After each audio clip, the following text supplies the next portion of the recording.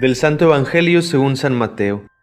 En aquel tiempo, inmediatamente después de la multiplicación de los panes, Jesús hizo que sus discípulos subieran a la barca y se dirigieran a la otra orilla mientras él despedía a la gente.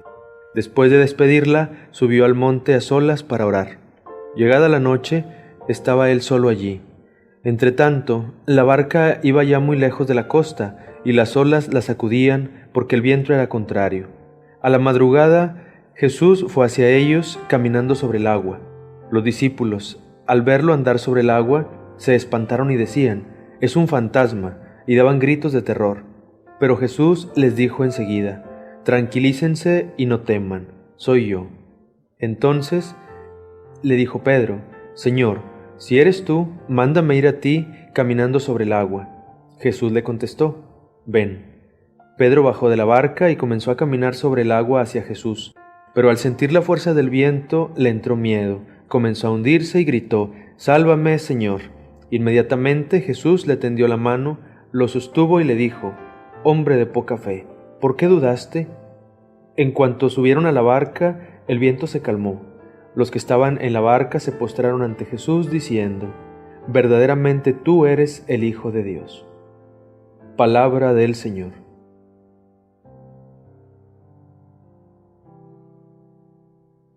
Vamos a reflexionar unos momentos en este texto que acabamos de escuchar que narra el evangelista San Mateo.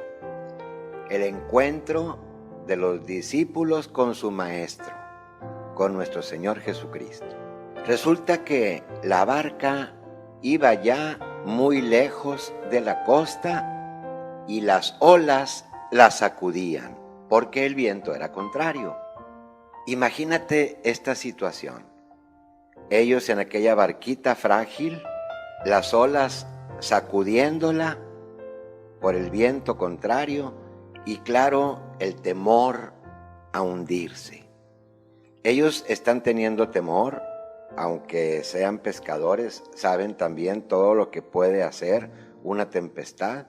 Y al estar así, en la madrugada, ven a alguien caminando sobre el agua. Se espantaron y decían: «Es un fantasma», y dice el evangelista que daban gritos de terror. Pero Jesús les dice: «Tranquilícense, no teman, soy yo». Este es el momento en el que Jesús anuncia que muchas veces en la dificultad Él está presente.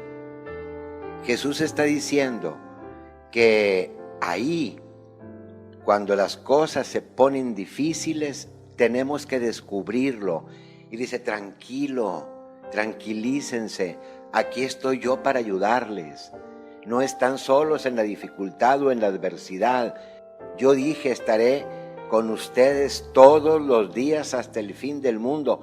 Y esos días de tempestad y de dificultad son también parte de ese todos los días en donde también está presente Jesús. No se te olvide, en el momento de la dificultad, ahí también se encuentra presente el Señor, que dice: «Soy yo».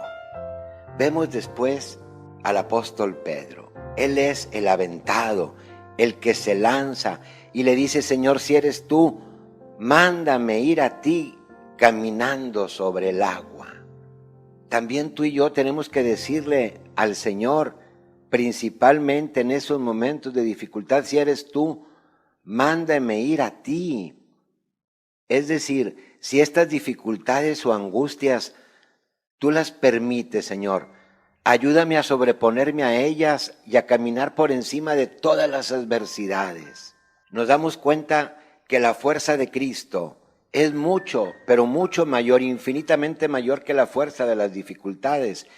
Y si ellas las vivimos nosotros con Jesús, la situación de desenlace va a ser muy distinta. Cristo le dice a Pedro: «Ven». Y es Cristo que te dice a ti en el momento de dificultad: «Ven, ven a mí». Es Jesús que dice: «Vengan a mí todos los que están cansados y agobiados por la carga, y yo los aliviaré».